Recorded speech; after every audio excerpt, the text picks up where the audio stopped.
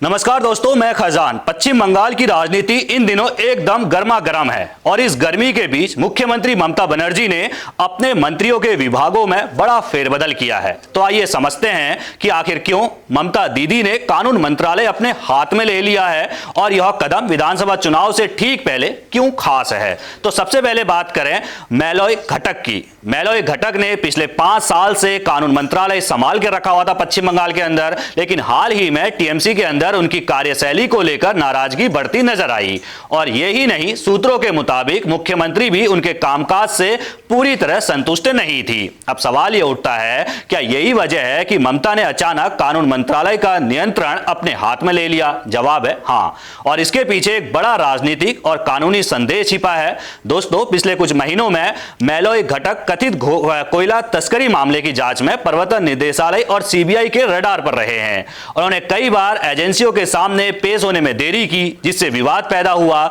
ऐसे में विधानसभा चुनाव से पहले ममता बनर्जी ने खुद कानून मंत्रालय का दायित्व संभालकर साफ संदेश दे दिया, यहां कानून और रणनीति सीधा मुख्यमंत्री के हाथ में है। और ममता बनर्जी ने सड़क से लेकर सुप्रीम कोर्ट तक खुद कदम बढ़ाया है। सुप्रीम कोर्ट में खुद पक्ष रखने का मतलब यह है कि वो राज्य के महत्वपूर्ण कानूनी मामलों पर सीधा नियंत्रण रखना चाहती है। इसके अलावा चुनावों के समय राज्यपाल आर.एन. रवि की नियुक्ति और चुनाव आयोग के सख्त रुख ने सरकार के सामने कई चुनौतियां खड़ी कर दी है। ऐसे में कानून विभाग सीधा मुख्यमंत्री के पास होने से नौकरशाही और कानूनी सलाहकारों पर भी उनका नियंत्रण मजबूत रहेगा। संक्षेप में कहें तो यह फेरबदल 2026 के विधानसभा चुनाव से पहले ममता बनर्जी की रणनीति का हिस्सा है। उनके वरिष्ठ नेताओं के विभागों को सुव्यवस्थित करना, भ्रष्टाचार के आरोपों का सामना करना और चुनाव के मोर्चे पर आक्रामक रहना, यह सब ममता की योजना का हिस्सा है। इसके अलावा टीएमसी नेता बाबुल सुप्रियो के राज्यसभा सदस्य चुने जाने पर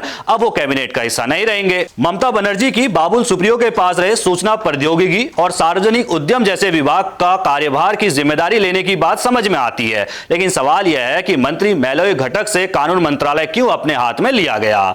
देखा जाए तो ममता सरकार केंद्र की ओर से भेजे गए केंद्रीय जांच एजेंसियों की भूमिका को लेकर काफी मुखर रही है।